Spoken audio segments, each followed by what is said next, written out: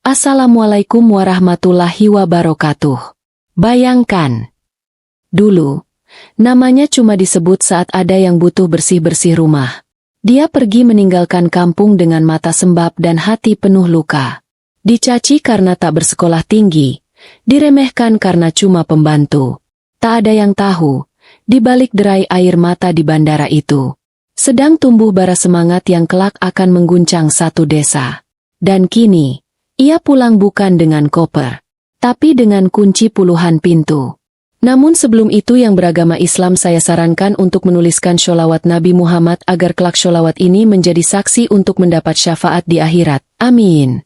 Jangan lupa juga like dan share cerita ini ke teman ataupun keluarga terdekat kita, untuk membantu menyebarkan dakwah Islam dalam bentuk cerita. Semoga Anda mendapatkan pahala yang setimpal karena sudah subscribe, like, komen dan membagikan cerita ini. Sekarang mari kita lanjut ke ceritanya. Subuh itu, langit masih gelap. Udara dingin menusuk sampai ke tulang. Di terminal bus kecil dekat pasar, seorang gadis muda duduk memeluk lutut. Matanya sembab, wajahnya pucat pasi. Namanya Dara. Usianya baru 22 tahun.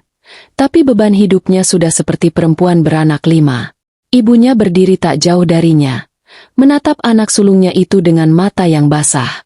Wajahnya seperti tak percaya. Anaknya, yang selama ini membantu menanak nasi, mencuci baju, dan menjaga adik yang masih kecil, hari ini benar-benar akan pergi. Pergi jadi TKI. Bukan untuk jalan-jalan, tapi untuk menggadaikan tubuh dan tenaga demi sesuap nasi. Ayah Dara sudah lama terbaring sakit. Tak mampu lagi mengangkat cangkul. Sementara adik-adiknya, 2 masih sekolah, 1 lagi bahkan belum bisa membaca lancar. Dara adalah tulang punggung yang patah sebelum waktunya. Di tangan kanannya, ia genggam paspor yang nyaris lepas dari peluh dingin. Di tangan kirinya, ia genggam tiket menuju Jakarta, gerbang awal dari perantauan ke negeri orang. Tapi bukan itu yang berat. Yang berat adalah pandangan sinis orang-orang kampung yang sejak kemarin terus berbisik. Dia cuma lulusan SMP. Mau kerja apaan di luar negeri? Nanti juga pulang karena gak betah. Dara tahu, tak ada yang benar-benar peduli. Mereka hanya ingin melihatnya gagal. Tapi Dara memilih diam. Hatinya penuh luka, tapi langkahnya tetap tegap. Saat bus datang, ia memeluk ibunya kuat-kuat. Tak banyak kata, hanya peluk dan air mata.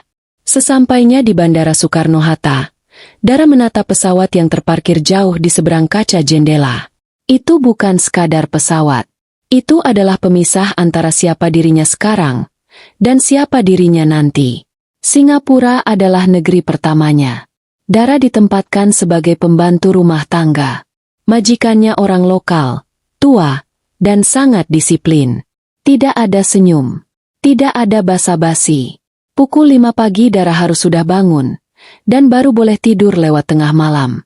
3 bulan pertama terasa seperti neraka. Makan tak teratur, badan pegal karena kerja terus.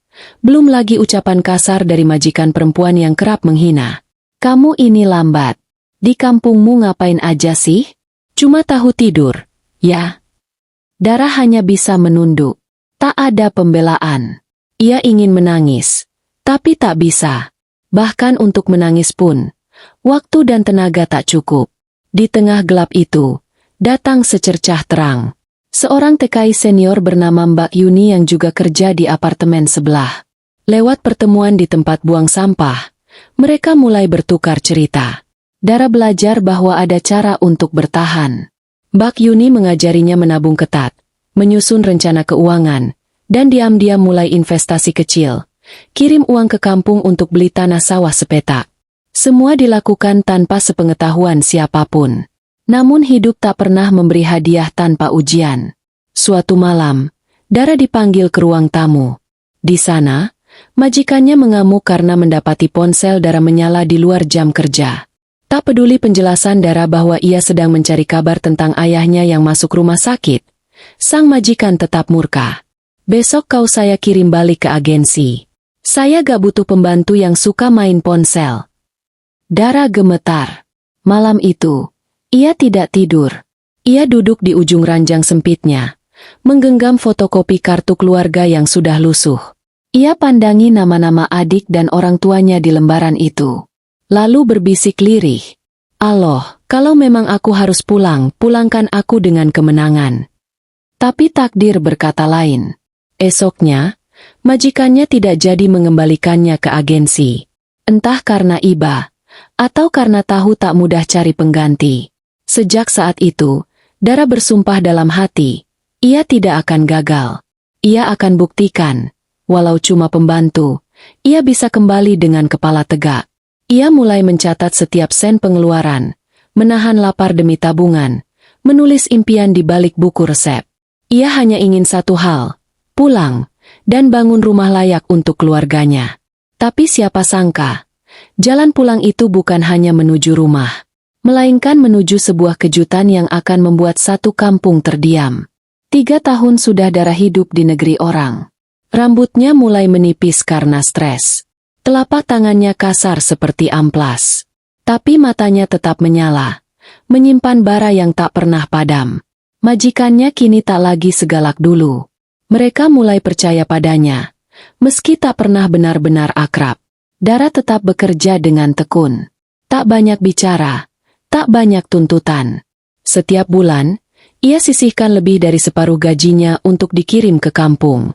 Bukan untuk beli baju baru, bukan untuk pamer, tapi untuk satu hal yang lebih besar.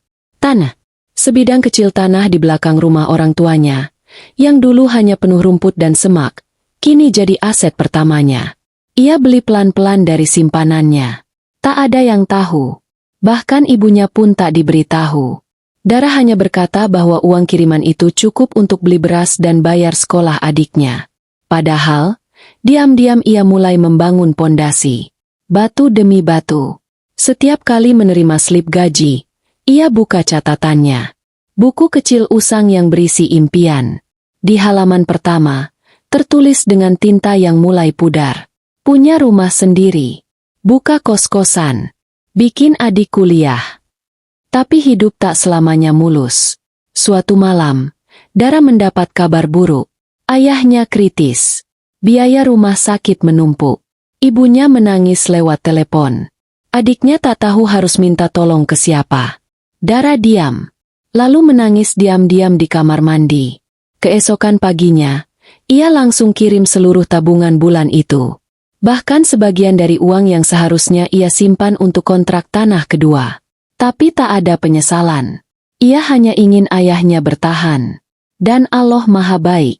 2 minggu kemudian, ayahnya pulang dari rumah sakit. Lemah, tapi masih bisa tersenyum. Namun ujian belum selesai. Tak lama setelah itu, salah satu teman kerjanya, sesama TKI asal Jawa Timur, mengajak Dara ikut arisan online antar pekerja. Iming-imingnya manis. Bunga besar. Modal cepat balik. Banyak yang sudah ikut. Katanya. Dara sempat ragu, tapi melihat wajah-wajah senang teman-temannya, ia pun tergoda. Ia setor 3 juta dari simpanannya. Lalu ditambah 2 juta lagi bulan berikutnya. Sampai akhirnya arisan itu lenyap. Adminnya hilang. Nomor tak bisa dihubungi. Grup dibubarkan. Uang pun raib. Dara merasa seluruh tubuhnya membeku. Itu tabungan 3 bulan. Dalam dunia TKI, kehilangan 5 juta rupiah itu seperti kehilangan tulang rusuk. Malam itu, ia duduk di lantai kamar sambil memandangi uang koin yang masih tersisa di celengan plastiknya. Ia menggigit bibir. Tak ada air mata. Hanya napas panjang dan hening yang mencekam. Lain kali aku gak boleh bodoh, bisiknya. Ini bukan tentang cepat kaya. Ini tentang bertahan. Sejak saat itu, Dara berubah. Ia tak lagi percaya pada hal-hal cepat. Ia kembali ke cara lama. Hemat, kerja keras, dan sabar. Ia buka video YouTube tentang bisnis properti. Ia mulai mencatat harga bahan bangunan. Bahkan dari negeri orang, ia hitung biaya semen, pasir, batu bata, tukang. Semua ia rancang sendiri. Dara tak pernah berencana jadi orang kaya. Ia hanya ingin bisa bangun pagi tanpa cemas esok harus makan apa. Tapi pelan-pelan, impiannya mulai berwujud. Setahun kemudian, rumah di kampungnya sudah berdiri. Sederhana tapi kokoh. Di samping rumah itu, ada 2 kamar kos kecil yang disewakan untuk anak-anak SMK yang merantau dari desa sebelah. Dari 2 kamar, menjadi 4, lalu 6. Kini, tanah yang dulu sepi mulai ramai oleh suara motor dan anak muda yang mondar-mandir. Ibunya sempat tertegun waktu melihat bangunan itu pertama kali. "Dari mana kamu punya uang buat bangun semua ini, Nak?" Dara hanya tersenyum. Ia tak menjawab. Biar mereka menebak. Biar semua bertanya. Karena rahasianya bukan pada uang, tapi pada luka-luka yang ia tahan sendiri. Pada malam-malam penuh tangis yang tak pernah ada yang lihat. Dan pada keyakinan bahwa Allah tidak tidur. Namun, saat Dara merasa semuanya mulai stabil, badai yang lebih besar sedang menunggu di ujung jalan. Seseorang dari kampung. Seseorang yang selama ini diam. Tiba-tiba datang dan mengancam segalanya. Hujan turun deras saat Dara tiba-tiba mendapat telepon dari ibunya. Suaranya gemetar. Nyaris tak terdengar di balik deru air yang jatuh dari langit. "Enduk, ada orang kampung yang ngomongin kamu. Katanya kamu bangun kos-kosan dari uang haram." Dara membeku. Tangannya lemas. Nafasnya terhenti sesaat. "Siapa, Bu?" tanyanya pelan. Tapi hatinya sudah terasa terbakar. Ibunya tak menyebut nama. Hanya bilang kalau ada yang menyebar gosip bahwa Dara jadi simpanan majikan. Bahwa uang kos-kosannya bukan dari kerja jujur, tapi dari hasil main belakang selama di luar negeri. Dara menutup telepon tanpa berkata apapun. Matanya kosong. Kakinya bergetar. Tapi di dalam dadanya, ada gelombang kemarahan yang makin lama makin menggila. Ia tak pernah minta pujian. Tapi difitnah seperti itu? Setelah semua sakit yang ia telan sendirian? Hari-hari berikutnya, kabar buruk itu terus mengalir dari kampung. Beberapa tetangga mulai menjauh. Bahkan adiknya yang baru masuk kuliah di kota, sempat dipanggil dosennya karena ada yang menyebar isu bahwa keluarganya terlibat hal-hal tak layak. Dan puncaknya datang saat Dara tahu siapa dalangnya. Namanya Pak Darto. Dulu tetangga dekat, bahkan pernah berhutang beras ke ibunya. Tapi semenjak kos-kosan Dara berdiri, usahanya sepi. Warung kelontong kecilnya tak lagi ramai karena anak-anak kos lebih memilih beli ke minimarket terdekat. Pak Darto merasa tersaingi. Tapi bukan karena ia kalah bersaing, melainkan karena ia tak pernah membayangkan anak pembantu, seperti Dara bisa membangun sesuatu yang lebih besar dari miliknya. Tanpa pikir panjang, Pak Darto mulai menyebar gosip ke warung kopi, ke pengajian, ke pos ronda. Ah, masa pembantu bisa punya bangunan begitu? Gak logis. Katanya kerja di luar negeri, tapi gak mungkin bisa bangun 6 kamar sendirian. Jangan-jangan main sama bosnya. Fitnah itu menyebar cepat, seperti api di ladang kering. Dan yang lebih menyakitkan, beberapa orang yang dulu memuji Dara saat pulang pertama kali, kini ikut diam, seolah percaya. Dara tak membalas. Tak ada klarifikasi panjang di media sosial. Tak ada pembelaan. Tapi luka itu nyata. Dalam. Menges. Malam demi malam, Dara hanya bisa menatap langit dari kamar kecilnya di negeri rantau. Allah. Aku lelah. Tapi aku tahu. Aku gak boleh berhenti. Ia mulai mengirim lebih banyak uang ke kampung. Bukan untuk pamer, tapi untuk menambah kamar kos yang baru. Ia minta tukang naikkan lantai 2. Tambah dapur umum. Tambah kamar mandi. Tambah halaman kecil yang bisa dipakai untuk parkir sepeda motor. Semua ia lakukan diam-diam. Sementara mulut-mulut tetangga makin tajam, Dara menjawab dengan satu hal. Namun di tengah pembangunan itu, terjadi sesuatu yang membuat Dara nyaris menyerah. Salah satu tukang yang ia percaya, yang selama ini menangani bangunan kosnya kabur, membawa lari sisa uang material dan upah kerja hampir 8 juta rupiah. Ibunya nyaris pingsan saat tahu. Pembangunan berhenti. Setengah bangunan terbengkalai. Beberapa calon penyewa mundur. Warga mulai bilang, "Tuh kan, kena batunya." Dara hanya duduk di sudut tempat tidurnya. Air mata mengalir deras.